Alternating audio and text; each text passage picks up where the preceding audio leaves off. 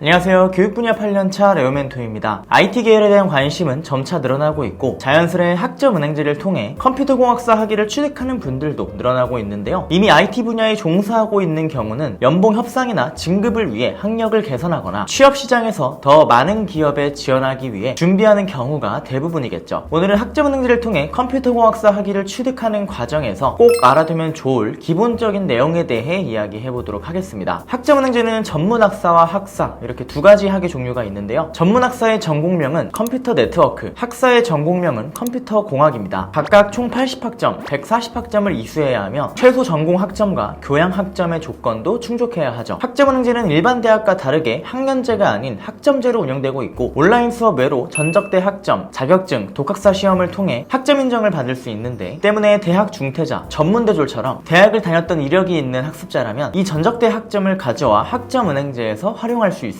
때문에 보통 학점은행제를 처음 시작할 때 최종 학력이 어떻게 되는지에 따라 전반적인 플랜이 달라지죠. 고졸인 경우 영학점부터 140학점을 이수해야 하며 전문대졸이거나 대학 중퇴자인 경우 이전 대학에서 이수한 학점을 가져와 남은 학점에 대한 조건만 충족하면 됩니다. 4년제 대학은 졸업을 하게 되면 학점은행 제도상 이전 대학에서 이수한 학점을 가져올 수는 없으나 타전공 학위 수여 조건에 해당하여 전공 48학점만 이수하면 되죠. 이렇듯 학력에 따라 스타트 지점이 달라지고 그만큼 걸리는 기간이 달라지니 이 부분을 먼저 확인하는 게 중요합니다. 학점은행제 과정을 진행할 때 최종 학력에 따른 기간 단축뿐 아니라 추가로 플랜 설계 과정에서 기간 단축을 위해 가장 많이 진행하는 게 바로 자격증인데요. 컴퓨터공학 관련 자격증은 보시는 바와 같이 굉장히 다양하게 있습니다. 그러나 아무 자격증을 취득할 수는 없으니 자격증을 플랜에 포함할 때 중요한 부분을 우선적으로 고려하는 게 좋습니다. 우선 내가 이 자격증을 취득할 수 있는 조건이 되는지, 그리고 난이도와 시험 일정 횟수입니다. 물론 IT 계열 특성상 학점 인정을 받기 위한 용도뿐 아니라 실무에 도움이 될 만한 자격증이라면 더더욱 좋겠죠. IT 전공자가 아님에도 모를 만한 사람을 더 찾기 힘든 자격증인 컴퓨터 활용능력 자격증이 여기에 해당됩니다. 분야를 막론하고 다양하게 활용되는 자격증이고 시험 조건에 제한이 없으며 상시 시험으로 운영되죠. 1급은 14학점, 2급은 6학점을 받으니 참고하여 준비해 주시면 됩니다. 다음으로 많이 준비하는 자격증은 네트워크 관리사 2급과 정보처리 산업기사입니다. 네트워크 관리사 2급은 커말과 마찬가지로 응시 자격에 대한 제한이 없고 네트워크 관련 업무 수행을 위한 전반적인 이론 및 실무 능력 검정으로 커말 1급처럼 14학점을 인정받습니다. 모두에게 친숙한 건 커말 자격증이겠지만 의외로 이 네트워크 관리사 2급이 비교적 더 수월하다는 학습자도 많았고 실제로 두 자격증을 모두 준비했을 때 네트워크 관리사 2급을 먼저 합격한 경우가 생각보다 많을 정도로 비교적 생소한 자격증임에도 난이도는 크게 어렵지 않은 자격증입니다. 정보처리 산업기사는 IT 분야 국가 자격증을 준비한다면 필수적으로 준비하는 자격증으로 16학점을 인정받을 수 있습니다. 산업기사는 시험 조건이 있기 때문에 고졸인 경우 응시 자격이 되지 않겠지만 학점은행제 과정을 진행하면서 41학점 이상이 쌓이게 되면 자연스레 정보처리 산업기사 응시 조건을 갖출 수 있기 때문에 플랜에 포함하여 진행하시는 분들도 적지 않죠. 106학점 이후로는 정보처리 기사 응시 조건도 갖출 수 있기 때문에 기사 자격증을 고려하는 경우도 있습니다. 학위 취득 기간은 앞서 말했듯 최종 학력에 따라 달라지는데 가장 오랜 기간이 소요되는 고졸인 경우 보통 4학기에서 5학기 플랜으로 진행합니다. 앞서 소개한 자격증과 일반 자격증이지만 난이도 대비 높은 학점을 인정받을 수 있는 매경 테스트를 포함하여 두세 개의 자격증과 함께 독학사 일부 과목을 활용하죠. 전문대졸인 경우 학과가 컴퓨터공학 관련 전공인지 비전공인지에 따라 달라지는데요. 2년제 기준 컴퓨터공학과 관련된 전공이라면 최대 80학점을 모두 가져와 활용할 수 있고 비전공자라면 보통 60에서 65학점 정도를 가져오는 게 일반적입니다. 80학점을 가져온 경우는 플랜에 따라 한 학기에서 두 학기, 60에서 65학점을 가져온 경우라면 두 학기에서 세 학기 정도의 플랜을 잡아 진행하는 편입니다. 만약 3년제 졸업자라면 컴퓨터공학과 관련 전공인 경우 최대 120학점까지 가져올 가능성이 매우 높기 때문에 온라인 수업 한 학기 과정만 진행해도 학위를 취득할 가능성이 높습니다. 비전공자라면 2년제와 마찬가지로 60에서 65학점 정도를 가져오게 될 거고 2년제 비전공자와 비슷한 플랜으로 진행하게 되겠죠. 비전공 4년제 졸업자는 타전공 학위 수여 과정을 통해 전공 48학점만 이수하면 되기에 보통 두 학기 플랜으로 진행하는 편입니다. 오늘은 학점은행제 컴퓨터공학 과정에 대한 이야기를 해봤는데요. 추가로 궁금한 점이 있거나 학점은행제 컴퓨터공학 과정에 대한 플랜 설계가 필요하신 분들은 댓글이나